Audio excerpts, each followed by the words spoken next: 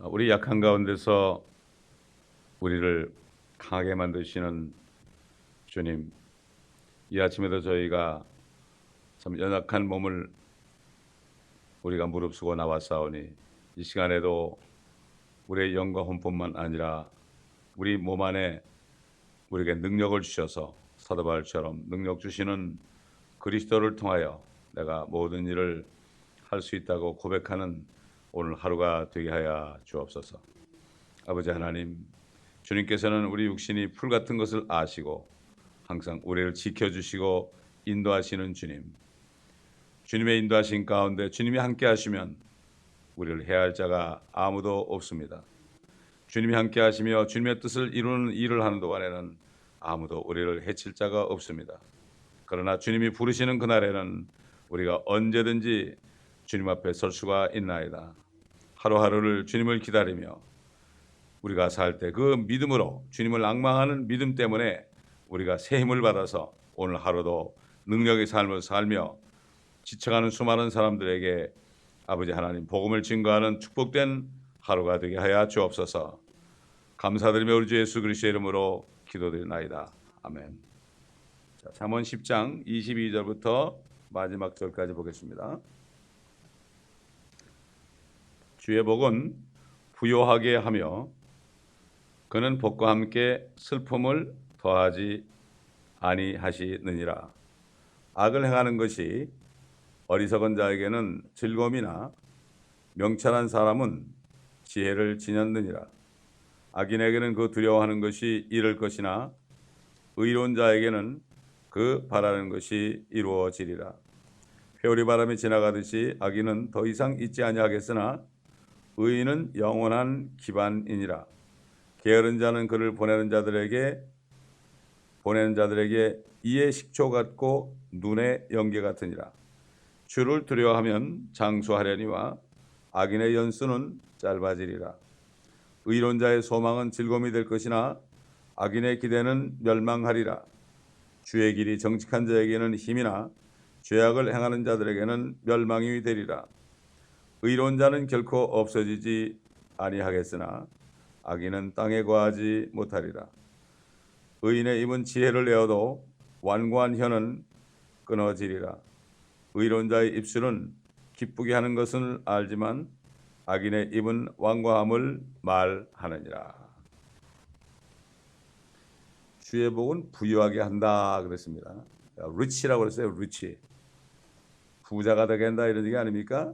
그런데 뒤에 보면 그는 복과 함께 슬픔을 더하지 아니하시느니라. 물질이 많아져도 슬픔이 있으면 그건 복이 아닙니다. 물질이 있어도 정상적인 방법으로 모은 것이 아니라 불의한 방법으로 모아서 부유하게 될 수가 있습니다. 그런 것은 복과 함께 슬픔을 더하게 되어 있습니다. 걱정을 더하게 되어 있습니다. 문제가 생깁니다. 이 구약시대의 경륜에서 보게 되면은 아브라함이나 이삭이나 야곱은 다 거부들이었습니다. 왜냐하면 유대인들은 이 땅을 기업으로 줬습니다. 그렇기 때문에 욥도 부자였죠. 욥도 부자였습니다. 그러나 욥에게는 특별한 하나님의 목적이 있어서 욥기를 쓰셔야 되거든요. 그리고 이스라엘 백성들에게 앞으로 마지막 7년 그 야곱의 고난의 때 그들이 회개해야 되기 때문에 그래야만 참 주님이 회복한 땅에서 제사장 민족으로 그들이 살 수 있기 때문에 특별한 사람이죠. 자, 오늘날도 신약 시대도 가끔 부유한 사람들이 있죠. 특별한 목적으로 사도 바울이 빌립보 지방에 갔을 때 그 강가에 가서 기도하러 갔다가 자주장사, 옷감장사하는 루디아를 만났죠. 루디아가 좀 있는 사람이었습니다. 그래서 사도 바울은 그 집에 거하면서 렌트를 필요도 없고 그 집에 거하면서 거기서 교회를 세울 수가 있었습니다. 그러나 신약 시대에 정말 신약 시대의 사람들, 우리들 사는 이 시대에는 사실 우리가 주님과 더불어 고난 받는 이런 것이 더 축복입니다. 사실은 먹을 것과 입을 것만 있으면 족한 줄로 알고 나머지 시간을 내어서 주님의 일을 하면서 고난을 자체하는 것이 사실은 지혜로운 거죠. 왜 그런가 하면은 지금 신약시대 오순절 이후에 성령이 오신 이후에 주님의 십자가 사건 이후에 부활하신 이후에 사는 우리들은 이 땅의 소망이 아니라 물론 천년왕국 때 천년 동안 주님과 통치하는 건 있지만 그러나 영원히 우리는 하늘에서 살 사람들이기 때문에 그렇기 때문에 그것을 준비하는 것이기 때문에 그렇기 때문에 이 신약 시대의 성도들은 이것을 아는 사람들은 고생을 차차합니다. 옛날에 한국에 컴퓨터 하는 사업하는 분이 있었어요. 제 이름은 기억 안 나요. 그분이 뭐 굉장히 부자였습니다. 그런데 하나님 말씀을 읽다가 하늘의 기업을 딱 알았을 때 이 사람은 그냥 전부 다 없애버리고 파푸아 누기니로 어린애들과 함께 선교 간 얘기를 제가 들은 적이 있습니다.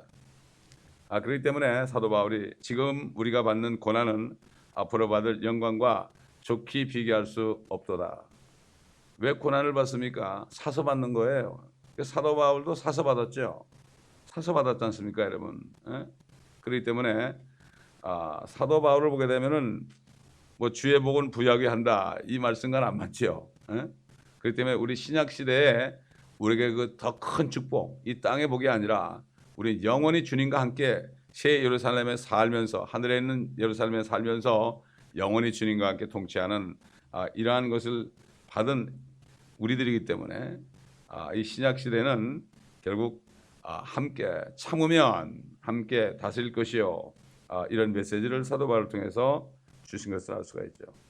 뭐 고린도후서 12장에 나오는 걸 보게 되면 뭐 사도 바울이 당한 것은 항상 고뇌했고 당혹스러운 일을 당했고요. 약하고 또 모욕과 박해와 신음하고 말이죠. 배가 파산해 가지고 죽을 뻔도 여러 번 하고 고통과 매맞음과 옥에도 갇히고 궁핍하고 말이죠. 이런 일을 겪었습니다. 욥도 마찬가지죠. 욥도 마찬가지예요. 그렇기 때문에 결국은 이 본문 말씀은 슬픔이 있는 부분은 잘못된 것이다. 이거는 신약 시대나 구약 시대나 마찬가지죠. 오늘날 보게 되면은 크리스천들이 사업을 하는데 정말 합법적으로 사업을 하는 사람들이 그렇게 많지가 않습니다. 진짜 많지가 않습니다. 그렇기 때문에 그렇게 한 것은 꼭 나중에 값을 치르게 되어 있습니다. 항상 마음이 불안하죠. 재물이 쌓여갈수록 더 마음이 불안한 것을 볼 수가 있습니다. 사도 바울은 이렇게 스스로 궁핍해졌지만 그러나 주님의 일을 위해서는 이 빌립보 교회 성도들을 통해서 선교비를 받아서 또 그걸 가난한 예루살렘 교회에다 갖다 주고 그 사도 바울은 복음을 전하면서 부유한 교회에서 받아가지고 가난한 교회에다가 그 형제들을 도와줬습니다. 그래서 항상 그는 구제하는 일을 멈추지 않았습니다. 전도와 구제를 멈추지 않았습니다. 왜냐하면 교회에서의 첫째 일은 구제예요. 물론 우리가 구원받은 사람들끼리 하는 얘기죠. 형제 자매에게 하는 구제. 그래서 오순절에 그 예루살렘의 교회가 세워졌을 때 제일 먼저 한 것이 사도들 발 앞에 갖다 놓은 모든 것들을 가지고 교인들에게 골고루 나눠줘 가지고 한 사람도 가난한 사람이 없었어요. 근데 이거를 이용해 가지고 이제 공산주의자들이 그걸 이용해서 자기들이 하겠다고 그렇게 했지만은 자기들이 대부분 다 갖고 조금 남은 거 가지고 나눠주니까 잘못된 거죠. 그게 사람들이 얼마나 속습니까? 한국에도 그래 가지고 지금 얼마나 많은 사람들이 지금 종북 세력이 되어 있습니까? 지금 이게 다 속는 거죠. 이게 사단의 술수입니다. 사단은 교회도 속이고 세상 사람도 속입니다. 그래 가지고서 멸망을 자초하게 하는 거죠. 사실 사도 바울은 육신적인 물질적인 복은 없었지만은 그 성령 충만한 영적인 복이 충만했죠. 그러니까 감옥에 들어가서 이제 목이 잘려가지고 순교하기 직전에도 감옥에서 주 안에서 항상 기뻐하라. 내가 다시 말하노니 기뻐하라. 이렇게 빌립보 교회 성도들에게 편지한 것을 볼 수가 있죠.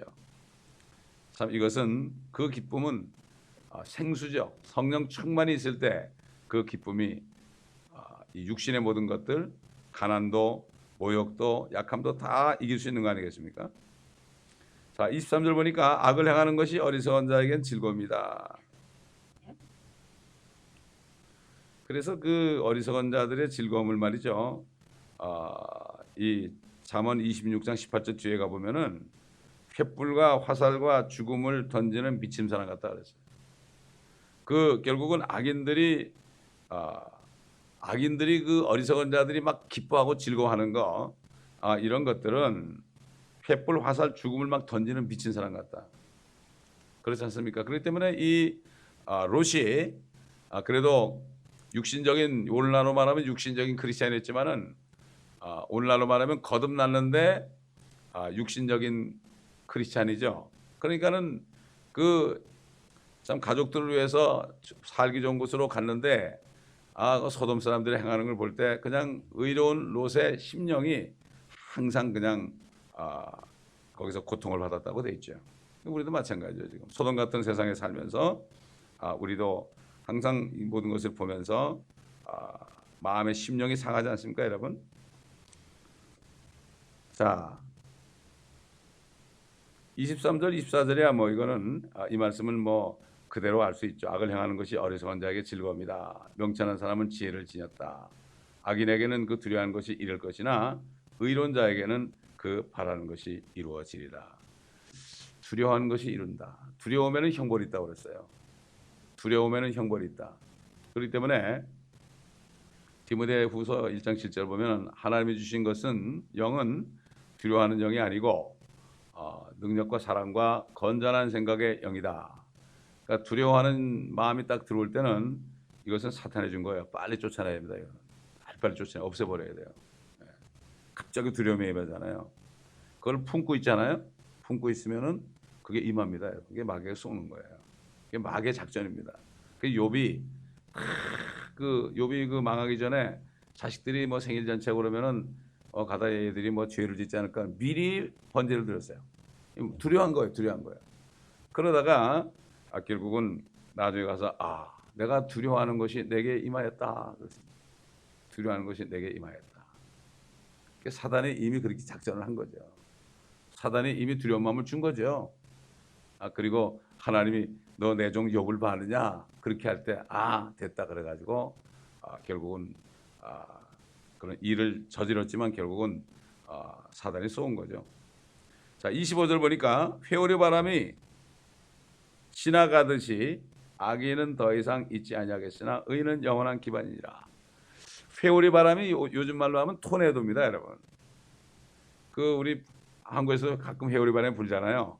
그게 큰 게 바로 그게 토네도예요. 빙빙 도는 거 있잖아요. 월윌, 그러니까 월윈드라 그러죠. 빙빙 도는 바람이라는 회오리 바람.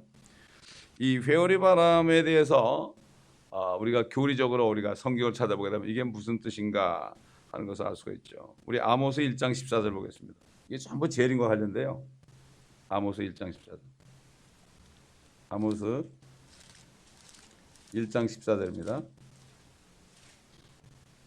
13절부터 볼까요? 주가 이같이 말하노라. 암몬 자손의 서너 가지 죄과들로 인해 내가 그 벌을 돌이키지 아니하리니 이는 그들의 경계를 넓히려고 길르앗의 아이벤 여인들의 배를 갈랐습니다. 그러나 내가 라빠의 성벽에 불을 붙일 것이요 그 불이 전쟁의 날에 외침과 회오리 바람의 날에 폭풍과 더불어 그 궁전들을 삼키리라. 그러면 그들의 왕은 사로잡혀 가리니 그와 그의 고관들이 함께 가리라. 주가 말하노라. 보면 그들이 전쟁의 날에 외침과 회오리 바람의 날에 이렇게 얘기했죠. 결국은 주님께서 오실 때 엄청난 회오리 바람, 토네도를 몰고 오신다. 이런 얘기죠. 그 다음에 불이 앞으로 삼킨다 그랬죠. 우리 나훔서 1장 3절 보겠습니다. 나훔서 쭉 넘어가서 미가서 지나서 나함이 나오죠. 나훔서 1장 14절. 이 나훔서도 전부가 다 재림에 대한 말씀이죠.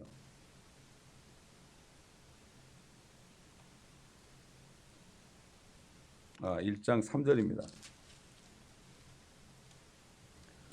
주는 노하기를 더디하시며 능력이 크시고 악인을 결코 면제해 주지 않으시며 주는 회오리 바람과 폭풍 가운데도 그의 길을 가지고 계시며 구름은 그의 발에 티끌이로다. 그는 바다를 꾸짖으시고 그것을 마르게 하시며 모든 강을 말려 버리시는도다. 바산과 갈멜이 시들며 레바논의 꽃이 시드는도다. 산들이 그의 앞에서 진동하며, 주님 재림한 장면이죠. 작은 산들이 녹아내리고 땅이 그의 면전에서 타나니 불이 앞으로 삼킨다고 그랬죠. 실로 세상과 그 안에 거하는 모든 것이로다. 누가 그의 분노 앞에 설 수 있느냐? 누가 그의 분노의 열기 속에 거할 수 있느냐? 그의 경람이 불처럼 쏟아지고 바위들이 그에 의하여 던져지는 도다. 이렇게 회오리 바람 그러면 주님의 재림과 관련이 있습니다. 그 다음에 예레미야 23장 보겠습니다.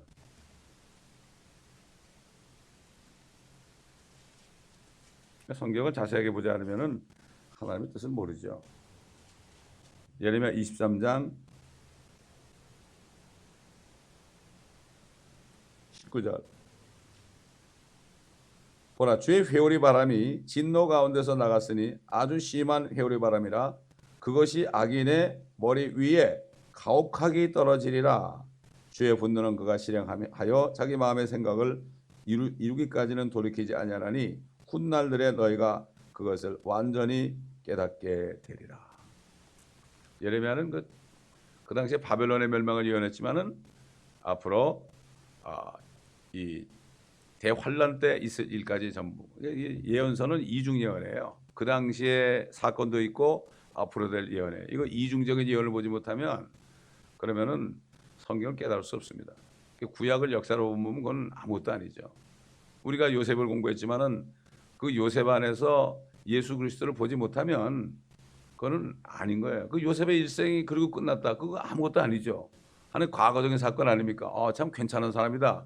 이건 아니에요. 주님께서 성경은 나에 관하여 말한 것이라고 그랬잖아요. 주님에 관하여. 그래서 그리스도를 거기서 보지 못하면 몰라요. 우리가 주님을 만나본 적도 없고 주님을 따라다니면서 3년 반 동안 배운 적도 없고, 그렇기 때문에 선지자를 통해서 예언한 이 모든 것들 속에 4,000년 동안 창세기부터 해가지고 거기에 있는데 주님의 모습이 다 들은 거예요. 그래서 우리가 성경 공부하는 것은 주님을 알려고 하는 거예요. 이게. 주님을 아는 거죠. 이게 진리의 지식이라는 것이 주님을 아는 거죠. 아버지와 아들과 성령 한 분 주님을 아시는 거죠. 그래서 사도 바울은 디모데에게 뭐라 그러십니까? 하나님의 뜻은 모든 사람이 구원을 받고 구원을 받아야죠. 둘째는 진리의 지식에 이르게 하려면 하나님을 좀 알아야 되죠. 하나님과 사귀어야 되죠. 하나님은 아멘 할수록 어떻게 됩니까? 하나님은 죄를 악을 미워하는 분이기 때문에 하나님을 알게 되면 참 죄 짓는 자리에 가지 않습니다. 절대 가지 않습니다. 이렇게 되는 거죠. 구원을 받았어도 성경 말씀을 배우지 않아 가지고 하나님을 모르면 육신을 따라갈 수밖에 없어요. 육신을 따라갈 수밖에 없죠. 우리 시편 58편 보겠습니다. 회오리 바람에 대한 거 좀 중요하기 때문에. 시편 58편 9절.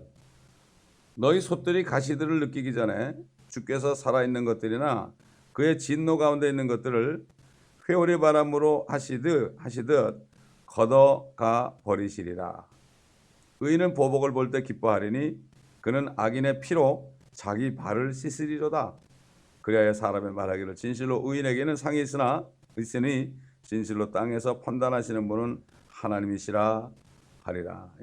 이게 시편의 예언입니다. 이거 예언이에요. 예언이라고요. 회오리 바람.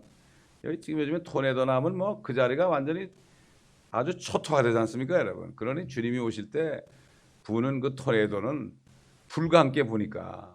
그래도 여기 토네도는 불은 안 내려오잖아요. 불과 함께 부니 어떻게 되겠습니까? 잠시 후에 악인이 없어지리니 아무리 살펴봐도 없으리로다. 시편 30편에 잠시 후라고 잠시 후. 또 잠시 잠깐 오면은 오시리니 그랬죠. 사람들은 60년, 70년, 80년, 90년 사는데 굉장히 오랜 줄 아는데 정말 눈 깜짝하는 사이죠. 잠시죠, 잠시. 인간들이 이렇게 미련한 거예요. 나이가 80이 되고 90이 돼도 영원히 살 것처럼 착각하고 사는 인생들이에요. 참 얼마나 불쌍합니까? 그래서 이 모세는 나의 나를 계수하는 지혜를 달라고 그랬어요. 그게 진짜 지혜입니다. 아는데요. 지혜가 없으면 아는 게 아니에요. 이거는. 무지한 거죠. 진짜 알면 어떻게 되죠? 시간을 사서 얻어서 정말 주님을 위해서 쓰죠. 그러니까 결국 뭐 지금 뭐 27절부터 뭐 쭉 해서 이 본문 말씀 보면은 악인의 연수는 짧아진다. 실제적으로 그래요. 악인들은 짧아요. 주를 두려워하면 장수한다는 얘기죠. 맞습니다. 왜 죄를 짓지 않으니까. 죄를 짓게 되면 결국은 몸으로 죄를 짓잖아요. 마음으로 몸으로 짓게 되면은 결국은 오래 못 살죠. 병 걸려가지고. 의로운 자의 소망은 즐거움이다.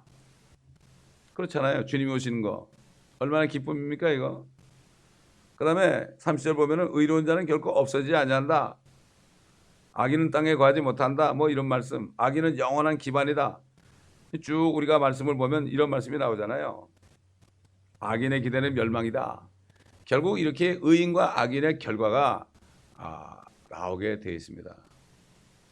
참 이렇게 이 잠언 말씀은 이렇게 하는데 어리석은 사람들은 깨닫지를 못하는 거죠. 26절 보니까 게으른 자는 그를 보낸 자들에게 이의 식초 같고 눈의 연기 같으니라. 여러분 이의 식초를 물면 어떻게 돼요? 아이고 막 몸서리를 치죠. 그 다음에 눈에 연기가 들어가면 눈물이 막 나고 정신이 하나도 없죠.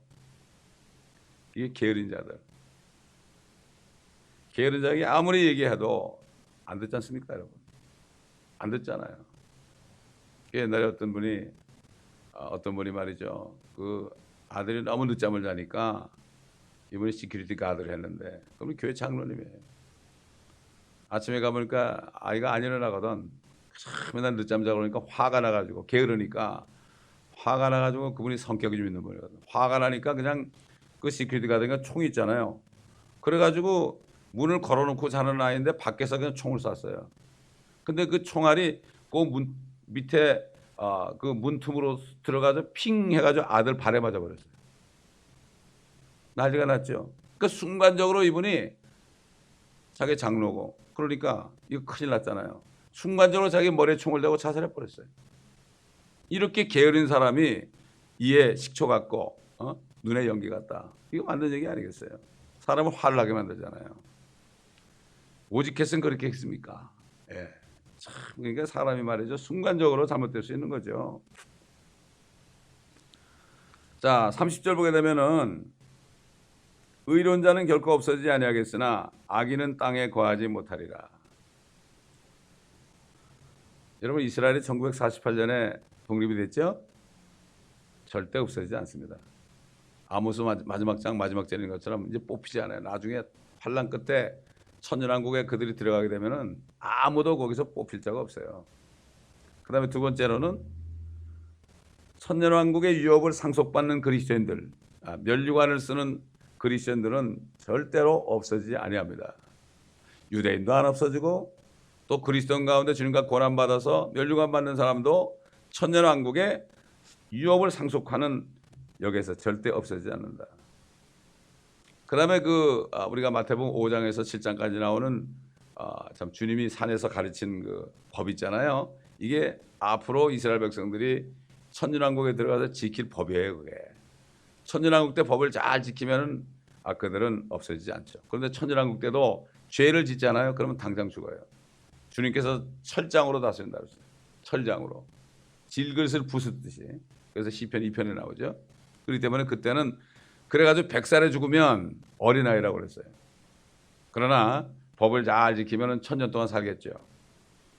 그렇기 때문에 천년왕국이 지나갈 때까지 끝날 때까지는 역시 아직도 죽음이 있어요. 거기에 7000년의 역사가 끝날 때까지 죽음이 있어요. 그러나 천년왕국 끝에 백보자 심판 이후에 영원세계에 들어가면은 사망도 지옥도 불못에 떨어지기 때문에 사망이 없어지는 거죠. 영원히 없어지는 거죠. 그래도 천년왕국 때도 그때 죽을 사람이 있고 불못에 떨어질 사람이 있죠. 마지막까지 하나님은 마지막 순간까지 구원하시는 거예요. 마지막 순간까지 추려서 하늘과 땅과 새 예루살렘에 살 사람들을 추려가지고 마귀를 완전히 멸해버리고 죄와 사망과 저주를 완전히 없애버리는 게 하나님의 뜻이에요. 이거 정말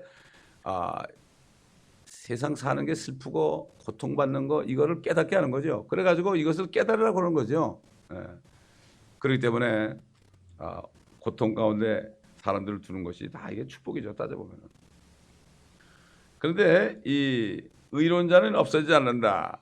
이 요즘 시대에도 말이죠. 여러 가지 예화가 있어요. 미국에서 어떤 사람은 이제 토네이도가 막 불어가지고 오고 있어요.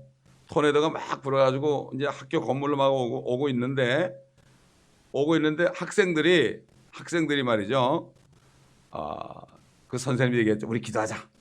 옛날 미국은 그렇게 했어요. 지금은 안 그렇지만 기도도 하고 그들이 성경 공부도 했습니다. 옛날 미국은 케네디 대통령 이후에 이렇게 돼버렸죠.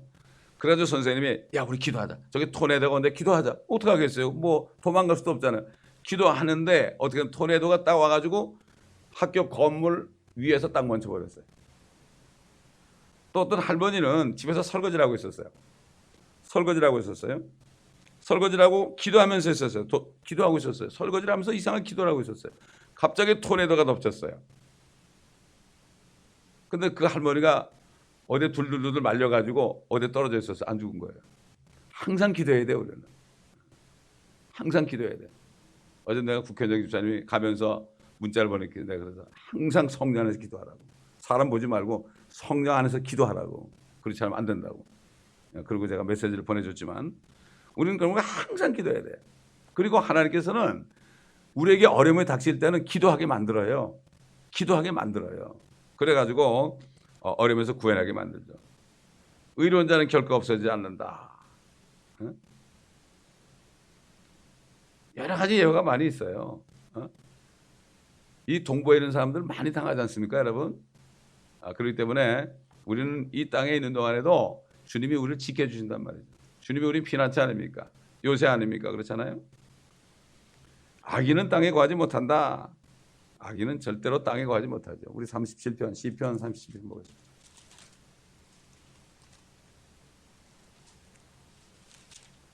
지금은 그들이 영원히 살 것처럼 그러죠. 재물을 못죠. 1절 행악자로 인하여 초조해하지 말며 죄악을 행하는 자들을 시기하지 말라. 이는 그들이 풀같이 곱혀질 것이며 푸른 나물같이 말라질 것입니다. 주를 신뢰하고 선을 행하라. 그리하면 네가 땅에 거할 것이요 진실로 그가 너를 먹이시리라. 또 주를 기뻐하라. 그리하면 그가 네 마음의 소원들을 내게 주시리라. 참, 얼마나 멋진 말씀입니까? 주를 기뻐하라. 그래서 느헤미야가 그랬죠. 슬퍼하는 유대인들에게 뭐라 그랬습니까? 느헤미야가 주를 기뻐함이 너의 능력이 됨이라 그랬어요. 주님을 기뻐할 때 능력이 되는 거야. 어려울 때도 주님을 찬송하고 기도하고 감사하면 이게 능력이 되는 거죠. 이거는 하나님의 자녀들만이 아는 비밀 아니겠습니까? 5절 보니까 너의 길을 주께 맡기고 또 그를 신뢰하라. 그리하면 그가 이루어 주시리라. 그가 네 의를 빛같이 가져오시며 네 공의를 대낮같이 가져오시리라. 주 안에서 쉬고 인내하며 그를 기다리라. 자기 길에서 번성하는 사람 곧 악한 계책을 성사시키는 사람으로 인하여 초조해하지 말라. 화를 그치고 노염을 버리라. 결코 악을 행하려고 초조해하지 말라. 행악자는 끊어질 것이나 주를 기다리는 자들은 땅을 유업으로 받으리라. 땅을 유업으로 받으리라. 여기 땅이라는 게 뭐예요? 어세예요. 어세. 지구를 유업으로 받으리라. 노아가 유업으로 받았죠. 아담이 유업으로 받았죠. 아담과 노아는 실패했죠. 그러나 주님이 다 받았어요. 이제 주님이 받아가지고 마지막 아담이 돼가지고 주님이 다 받아가지고 하는 건 절대 실패하지 않죠. 잠시 후면 악인이 없어지려니 정녕 네가 그 있던 것을 열심히 찾을지라도 그것이 없을 것이라. 그러나 온유한 자들은 땅을 유업으로 받을 것이요 화평의 풍요함으로 기뻐하리로다. 주님이 그 산상수훈에서 그랬죠. 온유한 자는 복이 있나니 그들은 땅을 유업으로 받을 것이며. 이게 나오죠. 이거 주님이 하신 말씀이에요. 이게 다윗의 시가 아닙니다. 이게 주님께서 성령을 통해서 이미 말씀하신 걸 또 육신이 돼서 와서 말씀하신 거예요. 그걸 보면 온유한 자는 땅을 찾아내는 게 뭡니까? 여기 나오잖아요. 결국은 유대인들에게 너희가 온유한 자가 되면 순종하라, 법을 지켜라. 그러면 어떻게 되냐? 이 땅을 차지한다 이런 얘기죠. 그리고 우리는 그리스도인들은 어떻게 해요? 그리스도인들은 항상 순종함으로 주님의 일을 하면 어떻게 됩니까? 우리도 땅을 유업으로 받아서 주님과 함께 우리는 공동 상속자야. 이스라엘 사람들은 이 땅을 유업으로 받아 사는 사람들이고, 우리들은, 그리스도인들은 주님과 상속받아가지고 그들을 다스린단 말이에요. 그러나 12사도들은 이스라엘 다스리고 우리 그리스도인들은 이방인 나라를 다스리는 거예요. 이렇게 되어 있습니다. 그렇기 때문에 하나님의 말씀은 너무나 정확하고 확실하죠. 그냥 적당히 나가는 게 하나도 없어요. 31절 보면은 완고한 혀는 끊어질 것이다. 의인의 입은 지혜를 내어도 완고한 혀는 끊어지리라. 또 의로운 자의 입술은 기쁘게 하는 것을 알지만 악인의 입은 완고함을 말하느라. 우리가 무슨 말을 할 때 항상 우리가 세워주는 말을 해야 됩니다.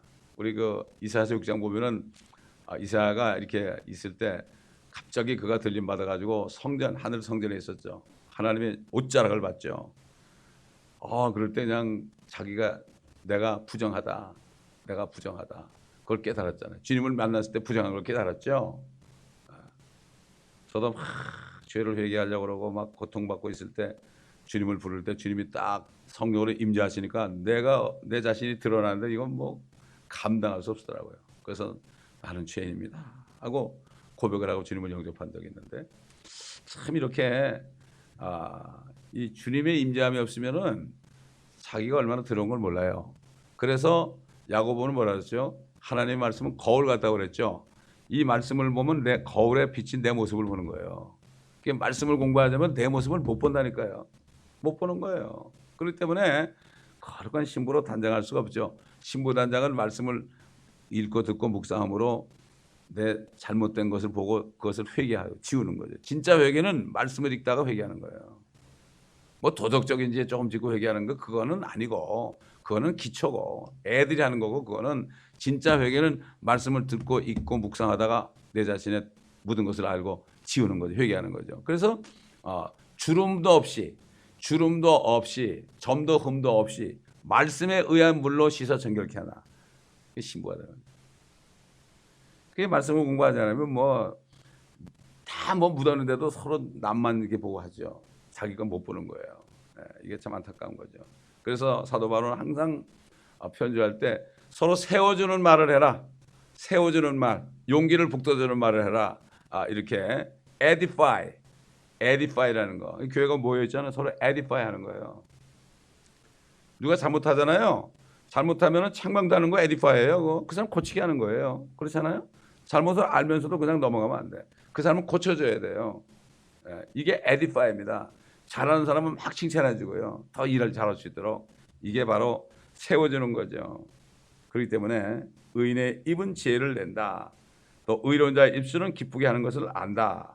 근데 악인의 완고함은 끊어지고 악인의 입은 완고함을 말한다. 그래서 다윗은 알았죠. 하나님께서 악인들에게도 보화를 그의 뱃속에 넣어준 걸 알았죠. 그러나 결과는 그들이 망할 걸 알기 때문에 나는 내가 깰 때에 주의 모습으로 만족하리이다. 그래서 다윗은 바로 예수 그리스도의 모형 아니겠습니까? 기도하겠습니다. 감사합니다, 아버지 하나님. 오늘도 지혜로운 말씀들을 통하여 우리 마음판에 또 말씀들을 새길 수 있도록 축복된 시간을 주신 것을 감사합니다. 오늘 하루도 이 말씀들을 묵상하면서 지혜로운 입술들이 되게 하여 주옵시고, 남을 세우는 입술이 되게 하여 주옵시고, 악인들을 꾸짖는 입술이 되게 도와주옵시기를 원합니다. 이 교회 성도들 모두가 다 말씀들을 다 들어서 들을 때 아버지 하나님 그 말씀에 의한 물로 씻어서 회개함으로 정결케 되어서 주님이 오실 때까지 온 영광과 몸이 책망할 것이 없이 보존되는 모두가 될 수 있도록 도와주옵소서. 주님이 그렇게 하시겠다고 그랬습니다.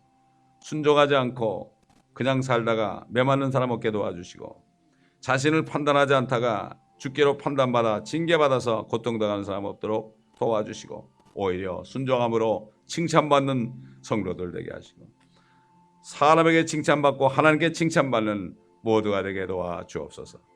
감사드리며 우리 주 예수 그리스도의 이름으로 기도합니다.